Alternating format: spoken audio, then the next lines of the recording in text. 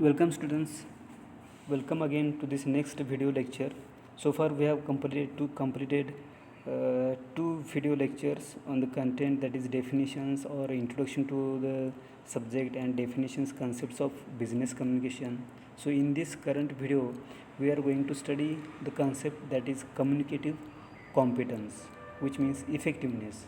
Okay, so on this concept we are going to study two or three video lectures. So keep in mind that competence means effectiveness. So let us revise some part from the previous lectures. So we have talked about the importance of intercultural communication. We have talked about the importance of communication in business. We have talked a little bit about international communication, and now we will talk about communicative competence, which means effectiveness, and how effective you are, and we will discuss competence today and in the next lecture. So throughout the video lectures, keep these 3 points in mind throughout the lectures today and forthcoming lectures, and you remind yourself of Barlow's SMCR model, which is the sender, message, channel, and receiver model. And you constantly think in the back of your mind to have the importance of context in the transmission of message, and you remind yourself of the significance or the reason for intercultural communication in business, and why is it important, and think about what makes us different from each other, because these three things have a bearing on how competent we are and we are perceived as communicators. So see here in this next slide, we let us have a revision about the bottom line. The bottom line for any student of management or professional course, especially any student of business management, is that the key to good management is knowing what is fundamental to success and what is not. A very straightforward sentence that was given by Adam Scott Adams. That is, the key to good management is knowing what is fundamental to success and what is not. The originator, the Adams, that order Adams Scott's, he's the originator and creator of Dilbert comics. Okay, so this is absolutely the punchline for any management student. A good manager just goes out and gets the job done with as optimal and as ethical use of resources as possible. In addition to optimally utilizing our resources, we also needs to be ethical. So these are the things, these are the goals of your courses in management or professional courses. So these are the goals of your courses in business. Again, in order to get your job done, you need to express yourselves to people and make yourself understood by people who you may or may not share a background and common understanding with. Not only do you have to express yourself, you also need to make sure that you are understood by people, and that's where the word competence comes in. How effective you are, how competent you are, and how skilled you are in expressing yourself and making yourself understood. So again we studied the term that is culture or the concept. Okay, we also talked about culture and what culture encompasses and how big culture can be, and we also talked about how deep rooted it is in our lives. So students, keep this definition in the back of your mind, because it gets a very good, very comprehensive understanding of what culture is through this definition. So we talked little bit about international communication. International communication, the title of this course or business communication, that deals primarily with communication across geopolitical boundaries, and intercultural communication is an integral part of any kind of international communication. Geopolitical boundaries are significant determinant in our perception of who we are and how we perceive the rest of the world.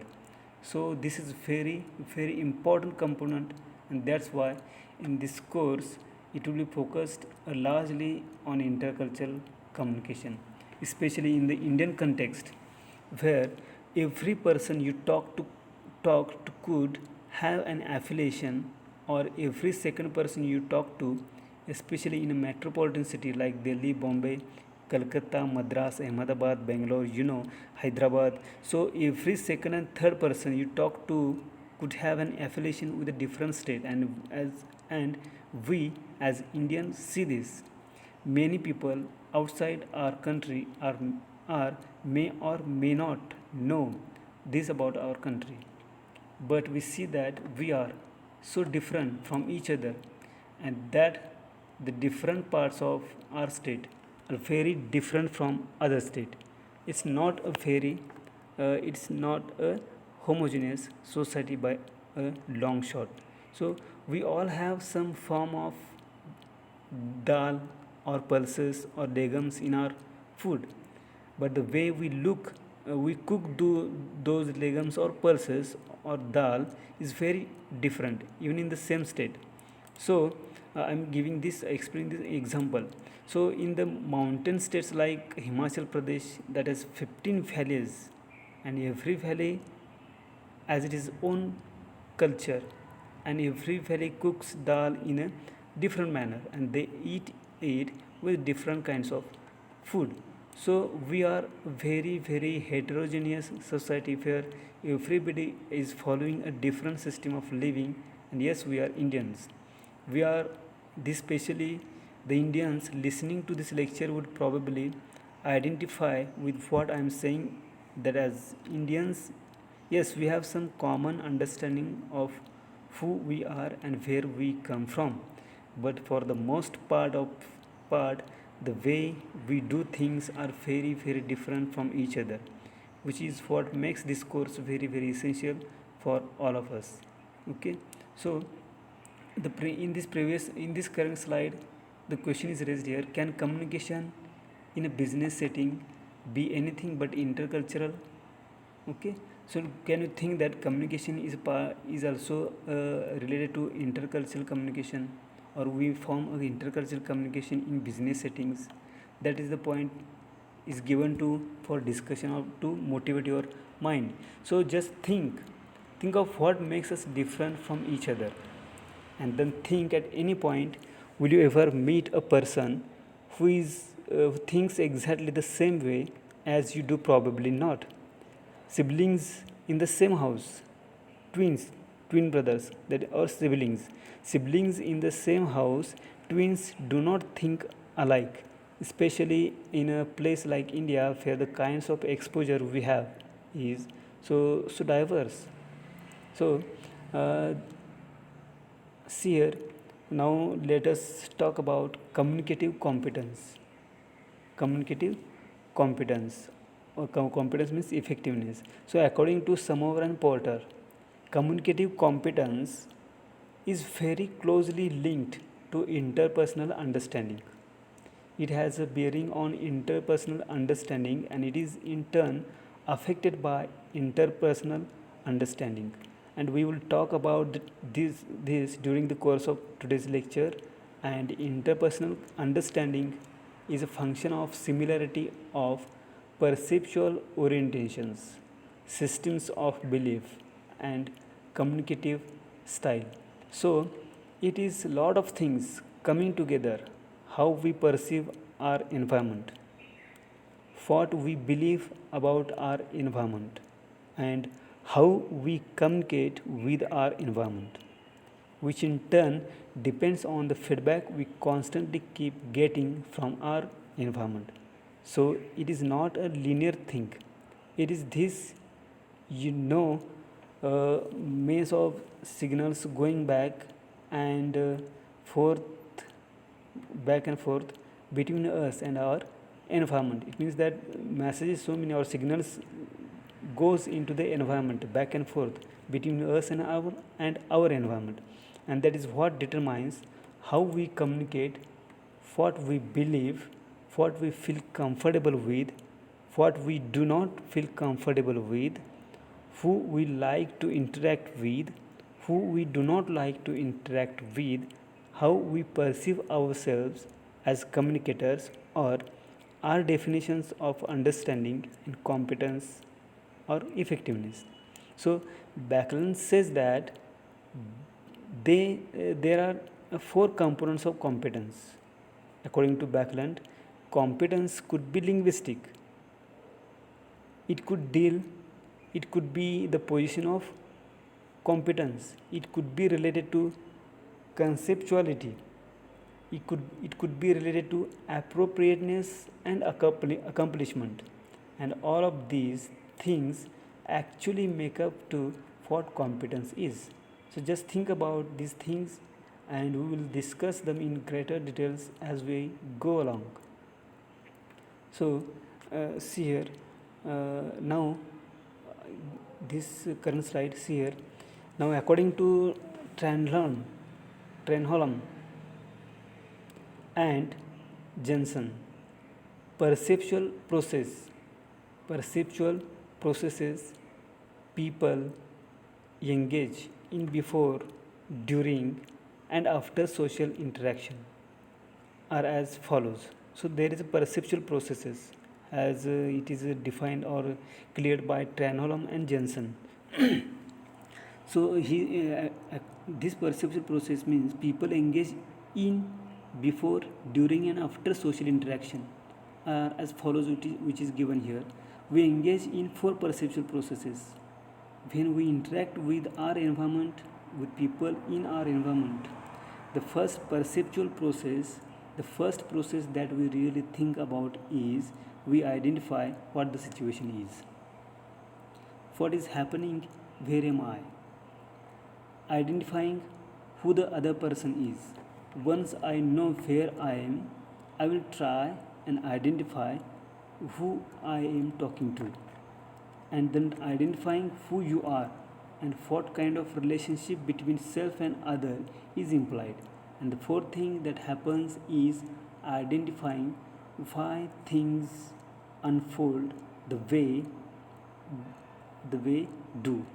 And the reason I will give you an example of this. When we say identifying what the situation is, let me take an example of this very class, the situation, this interaction, or you may take the assume that this class is going on. The situation is a classroom interaction. So I'm a teacher, and anyone who is listening to this lecture, I assume is interested. Everyone is interested in knowing more about communication and communication competence, and this is what will determine the way I teach this class. And that's one, identifying who the person is I am in the classroom situation, who is the other person, probably a student or another faculty, who is trying to assess my competence in communication or in teaching communication. I do not know who will be listening to this lecture, but that is where I am coming from. So in addition to talking to you like students, the way I address students in class, I am also trying to constantly remind myself that this video lecture could be used to assess my ability as a teacher. So the other person could be senior colleague, it could be students, it could be someone in the corporate world who could be interested in learning more about communication. It could be a research student, and so I have to include all those elements. So the third thing, once I have identified who the person is, identifying who you are and what kind of relationship between the self and other is implied. Now further, most part, the purpose of these lectures is to train people who do not have access or who may have limited access to a certain quality of teaching or to certain subjects which may not be available to them very easily. Now my relationship here is the teacher-student relationship primarily. I'm not doing this for a job interview. If it gets used for a job interview, great, but I am very happy in my job. I do not have any plans to change, so big deal, but if I apply for another professional opportunity, within this job that requires me to present an evidence of my teaching skills, maybe or for promotion, maybe they might view this, I don't know.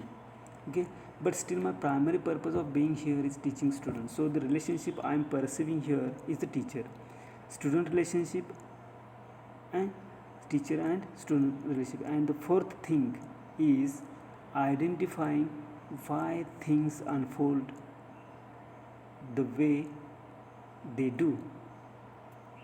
Okay, and here depending on what I hear myself seeing, the problem with this lecture is that there is no classroom interaction. I do not know what is going on in your mind when you listen to this lecture. So if it were a live transmission, things would unfold in a different manner. Okay, so video lectures is going on live, and which are recorded in control situation are different. Okay, but at this point just have to assume the kinds of questions that could come from the audience and respond to them, and this is just a one-way communication. So there is a lot of intrapersonal communication going on in my mind, where I have one part of my mind is acting like a student or as a listener of this presentation, and that's why that is a part of the interpretive competence. Okay, so this slide that is related to sizing up situation. So sizing up situation, knowing where I am and what this situation around me is called sizing up situation. Sizing up situation means knowing where I am and what the situation around me is called sizing up situation. And this really ties in both Berlow's SMCR model and the importance of context. What is context? So context is what we find ourselves in. Context is the inter and intrapersonal environment. So there is intrapersonal environment, which is my attitude, which is my beliefs, which is what I'm doing, which is what I plan to do with whatever I'm doing. And the interpersonal context could be the physical context, could be the relationships I have with the people in my environment, and so on and so forth. Situation, so situations part. So really this really precising situations part really ties in with the importance of context, all those factors that Berlow's discussed in the model, in the SMCR model, in the context of the sender, the receiver, and the channel, the components of the channel. And this is really where we start. We do it subconsciously. I do not sit here and make a list of things what are in my environment. No, I do not sit with pen and paper and say I'm going to go into a class and let me find out how many empty chairs there are and what will go on in my mind and what's the direction the camera is facing. Okay, so this may questions may or queries or doubts may arise in your mind, in my mind also. So there are ways to manage situations. Okay, so according to Tranholm and Jensen, we manage our situations. Once we get an idea of what the situation is, we try and manage that situation, and we in doing so we do three main things.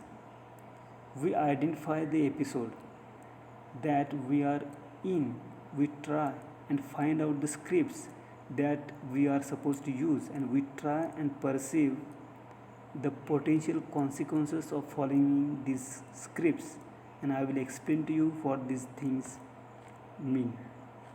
Okay, so see here the first part here is orienting ourselves, which is the episode identification, which is episode identification. Again, this is by Trenholm and Johnson's. This is very good article called Interpretive Competence. How we perceive individuals, relationships and social events from this book called Bridges and Walls. Okay, so from throughout the book, if you study or refer this book, the content that is mentioned here, that is episodic identification, is derived from this or taken from this book, and its name is Bridges and Walls. Okay, so this content is available here. So this is the title of the chapter, Interpretive Competence. Okay,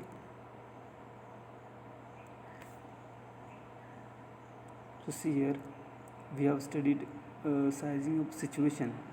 Okay, again using scripts to guide interaction, and here we have come.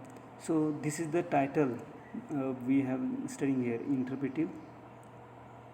interpretive competence. This is the title given here in this particular book.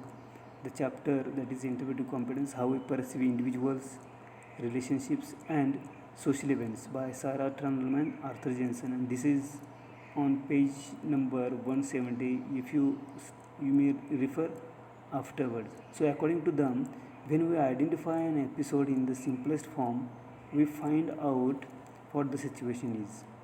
Okay, so it is not a lecture that I can deliver and forget about what I do not do, or what I do not do, that none of us do that.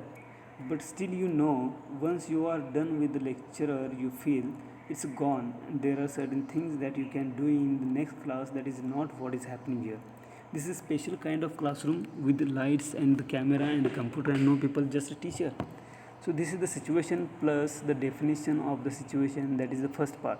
The second part here is social episodes are integral cognitive representations about common recurring interaction containing within a defined cultural milieu. What could this mean? Think. According to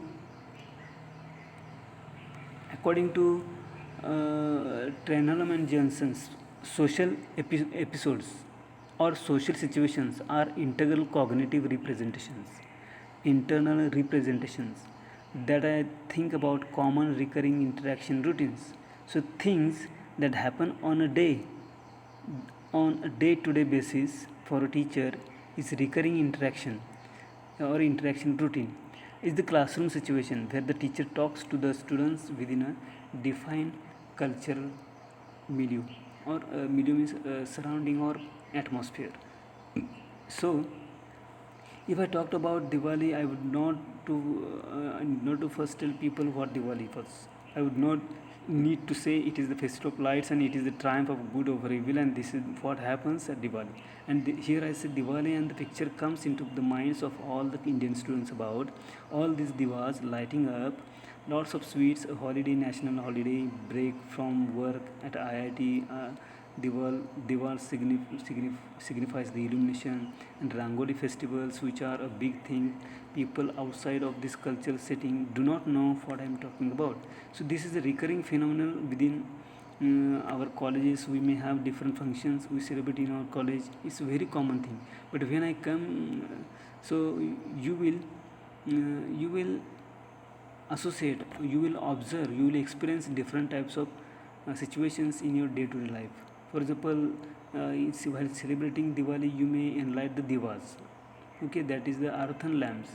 Okay, so diya or diya, and the most Indians can understand about what the word that diya word is referred to. But since this lecture could be heard by somebody outside of India or outside of the state, you may explain that the diya is an earthen lamp, and the students meticulously arrange the earthen lamps in the form of pictures, and these pictures, and then they are assessed on the or on various things, on the creativity, on how fast they do things and all that stuff. Okay, so these are the examples where we have social episode or social experience. Okay, so using scripts to guide interaction these things we are going to study. So see here.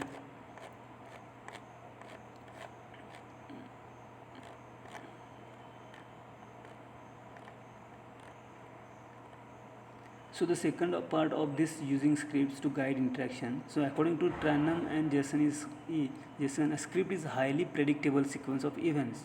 The word script, you must have heard all these famous actors and actresses get the scripts from the movies.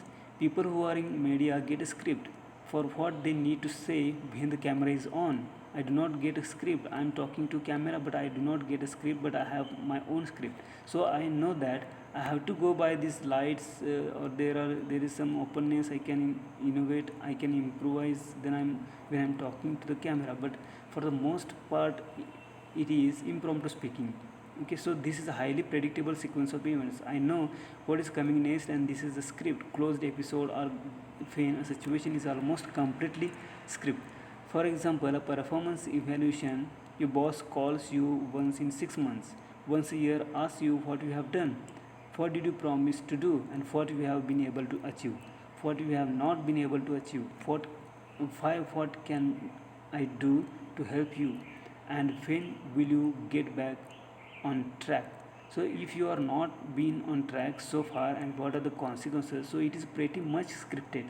The entrance exams, they time down to the last minute. I do not know how many of you have sat for the entrance exams for different courses, like joint entrance examination, okay, for like IIT or GRE graduate, okay. So all these are very very scripted. Once the bell rings, then it is like people people are robots, and they're following the set of instructions, and you are going by the minute, and they do not care who you are and what problem is, but it is like there's solution for every problem, which is by the book. And so it's very scripted, very well defined set of instructions that people follow, and that is closed episode. That those 3 hours every minute, whatever you do, how you write the exam is your problem. But as far as the people there are concerned, they know exactly what needs to be done. Now on the other hand, we have open episodes, and open episodes are episodes when participants enter a situation without any preconceived plan or with a very general plan. For example, a job interview. A job interview is actually not very open. Your team meetings are open. Your social events are absolutely open. Bosses call you for them say a promotion party, and you go there, and that the first thing you do is go and say hello to everyone, and then you probably be served some drinks and snacks. It is all wide open. What you do, who you talk to, what order you talk to them in nobody knows. Your social functions at home completely open-handed. So these are the scripts. Our notions of the scripts guide how we interact in these situations. In in closed episodes, there is a certain set of instructions we follow, and we know that the episode will end, and we are very comfortable with that. In an open episode, uh, we just go in and we modify our interactions as we go in. Our interactions are not practiced in closed episode. Our interactions are more or less practiced. So one party in one party has a set of instructions, and the other party knows what that set of instructions is. The receiver of the message also has a very close idea or closed method of responding to this very very strict set of instructions. In an open episode, the receiver of the message also adapts to the situation. So it is a manual flow of message, of meanings, of perceptions, and that is why we say that the communication depends upon both sender and receiver. One person cannot determine what happens. One person is in no position to determine what happens next. Okay, so everything is dependent on the other person. So next point is sizing up people. Now when we size up people, we try and find out what people are and what we perceive them to be, and not to do what we do Four things. Uh, we use personal constructs, we have an implicit personality theory, and we have self-fulfilling prophecies, and lastly we have cognitive uh, complexity. So these things we are going to study one by one. Okay, use of personal constructs to judge others. Okay, so let us see what each of these things are. We use personal constructs to judge others. Okay, so students, let us stop here.